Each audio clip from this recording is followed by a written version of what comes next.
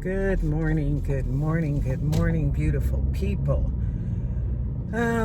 Today, unfortunately, I am at Mercy Hospital. My mom was rushed here overnight. I just got back from a trip to Illinois and was exhausted. Me and my coworkers had to drop off trucks down at our Manuka terminal, and then we took a rental car and came back to Springfield, Missouri. But anyway, guys, I was so tired that when I did come back, I received a call last night. I didn't even hear my phone ring, from the nursing hospital she was at. And they tried to call me 3 times to let me know that my mom was being rushed to the emergency room and she was having problems breathing. I had her at my home over the weekend, and when I had her over the weekend, she was sitting on the couch struggling to breathe, and she had woke up in the middle of the night on Saturday night and was up for about an hour struggling to breathe. I almost took her to the hospital, but she said she insisted that she was fine. So we didn't end up coming to the hospital, but I took my trip, and after I took my trip and got back here, that was when I received that call. And so now, guys, I am here at the hospital and just, hoping and praying that my mom is okay. She is such a fighter, y'all. When I say this, this last year has been really tough for her. And this conversation is right there with grief. And the reason I say that is because I lost my husband, as you all know. I lost my daughter due to a drunk driving crash almost 20 years ago. And I am literally now watching my mother pass away. It is a hard place to be in, and as strong as a person as I am, I know that if I'm not here for her, she would just probably slip away a lot faster, or would have already. But this has been really challenging, and this also falls in line with grief. I'm grieving the person that I used to have in my mother, all those years growing up, and now those other losses on top of grandparents and other family members I've lost over the years. I'm grieving this relationship because my mom and I weren't really close when I was growing up, but we became closer after she moved here to Springfield, Missouri. And so it's just been heartbreaking. She found out last June that she had stage 4 breast cancer, and she's now gone through a year of hardship, health issues, in and out of the hospital, in and out of nursing homes and rehabilitation facilities, and in and out of the emergency room. And so when it comes to grieving right now, my grief is being a daughter and remembering the strong person that raised me, and now seeing her at the phase that she's at. I know God is in control of everything, and whatever happens, it's his will. But so I got up this morning, came to the hospital earlier. I just had to move my car because I was on the emergency side. But I came up to the hospital earlier. She was still in the emergency room. They had the oxygen mask on her. They had the heart monitor attached to her.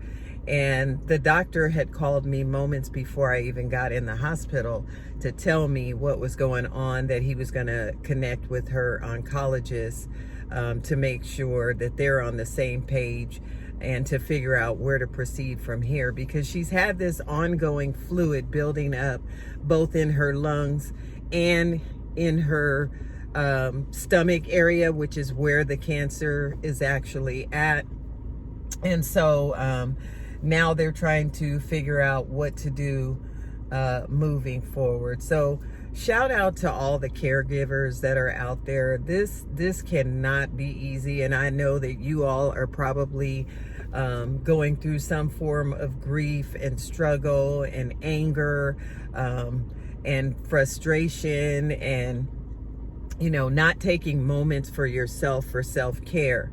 So I want to kind of address that for a moment, that while you are going through whatever stage of grieving and loss, or even dealing with a person who is dying, make sure you're doing something for yourself to take care of you.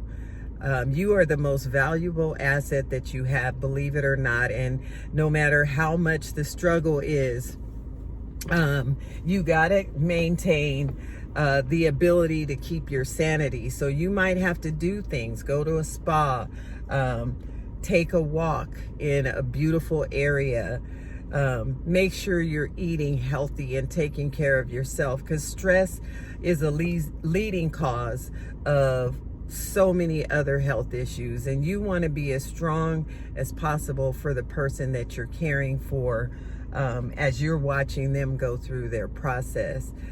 For those of you who are grieving, and maybe you're not at that point in your grief where you're able to even take care of yourself, you have got to make sure that you're eating, you're sleeping, you're getting rest. As hard as it is for me to say this, because I'm dealing with this too, that person is not coming back.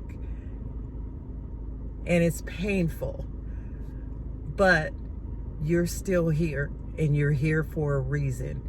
God is not done with you, or else he would have took you too, hun.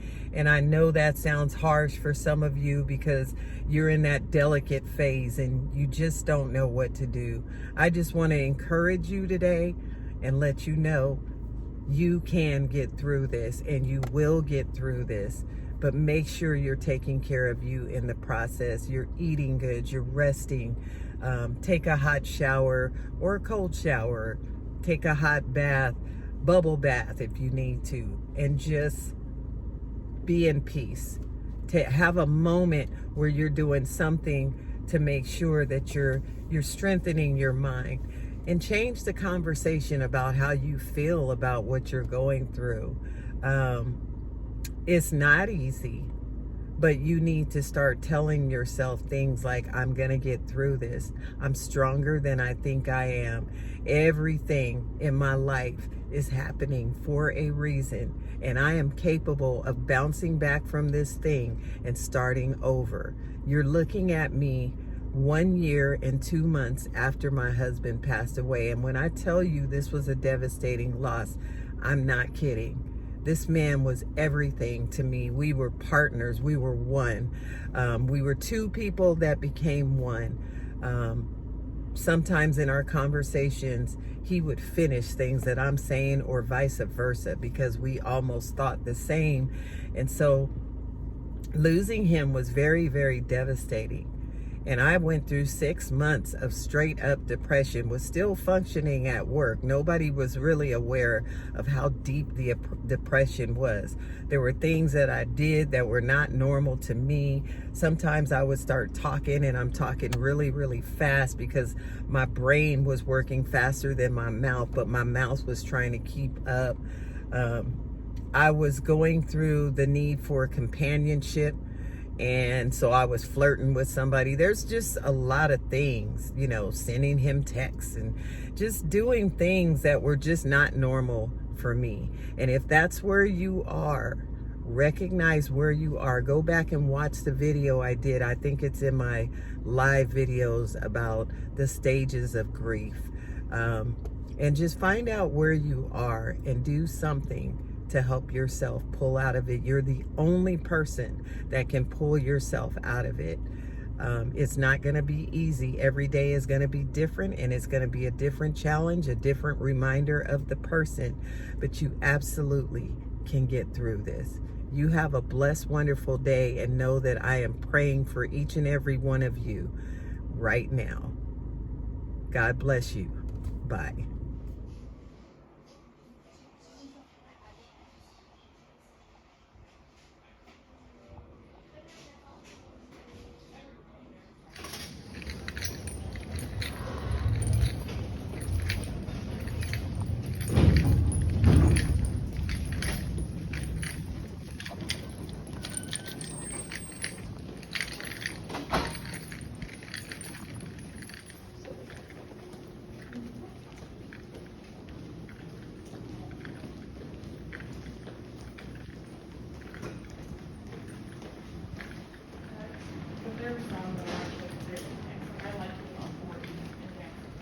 you doing?